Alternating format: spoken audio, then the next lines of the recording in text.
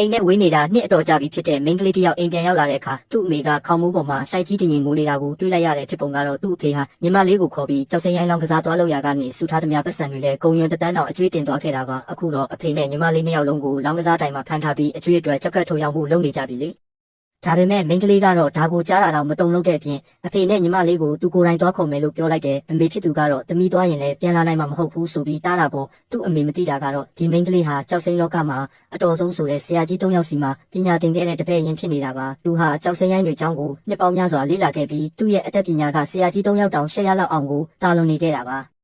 နောက်ဆုံးမှာတော့သူဟာအမေသားတာကိုနားမထောင်ပဲလောင်းကစားတိုင်ကိုရောက်သွားခဲ့တယ်။သူကယုံကြည်မှုအပြည့်နဲ့ဒိုင်ရှင်ကိုလောင်းကစားခြင်းတယ်လို့စိန်ခေါ်လိုက်တဲ့အဖေဖြစ်သူကတော့ညီမလေးကိုခေါ်ပြီးအမြန်ပြေးတော့လို့အော်ပြောပေမဲ့သူကတော့နိုင်မှာပါလို့ယုံကြည်ချက်ရှိရှိပြန်ပြောခဲ့တယ်။ဒိုင်ရှင်ကလည်းစိတ်ဝင်စားသွားပြီးကစားပွဲကိုလက်ခံလိုက်တာပေါ့။ဒိုင်ရှင်ကကြောက်စိမ့်ရိုင်းတုံး၅တုံးကိုစပွဲပေါ်တင်လိုက်ပြီးဒီထဲမှာကြောက်စိမ့်ပါတဲ့တုံးရှိတယ်။အဲ့ဒါကိုသာမှန်အောင်ရွေးနိုင်ရင်နေ့အဖေကျွေးတွေကိုအကုန်လျှော်ပေးမယ်လို့ပြောတယ်။သူ့အဖေကတော့အလဲကတုံးကိုရွေးဖို့အတင်းပြောနေတယ်လို့ဘေးကလူတွေကလည်းဘယ်ဘက်နဲ့ညာဘက်ကကြောက်တွေကကြောက်စိမ့်ပါဖို့ပို့သေးကြတယ်လို့ဝိုင်းပြောကြတယ်။ဒါပေမဲ့မိန်းကလေးကတော့ဘသူစကားမှနားမထောင်ပဲအလဲကကြောက်တုံးသေးသေးလေးကိုပဲရွေးလိုက်တယ်။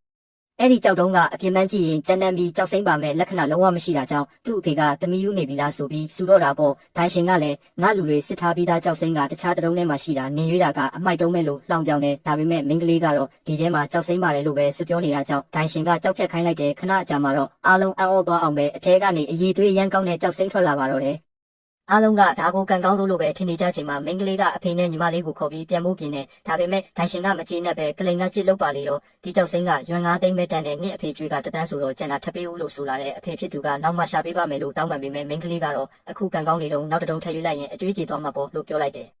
ဒါဟာဒိုင်ရှင်အလိုရှိနေတဲ့အတိုင်းပါပဲဒိုင်ရှင်ကကြောက်ပုံတွေကနေကြိုက်တာရွေးခိုင်းလိုက်ပေမဲ့သူပြန်မနိုင်အောင်လို့ကြောက်စိမ့်ရိုင်းစေးကိုတစ်ဆက်ဆက်ချက်ချင်းတိုးမြင့်လိုက်တဲ့ဒိုင်ရှင်ကသူ့ကိုပတ်စံမရအောင်တမင်ပိတ်ပင်နေတာကိုမိန်းကလေးတိလိုက်ပေမဲ့ဂရုမစိုက်ပဲကြောက်တုံးကိုထည့်ရွေးလိုက်ပြန်တယ်ဒိုင်ရှင်ကအဲ့ဒီကြောက်ဟာအလကားကြောက်မှန်းတိနေပေမဲ့မပြောဘဲနဲ့ဒါကရွမ်9သိန်းတန်တာနင့်ကို9သိန်းနဲ့ရောင်းမယ်လို့ညာရောင်းနေ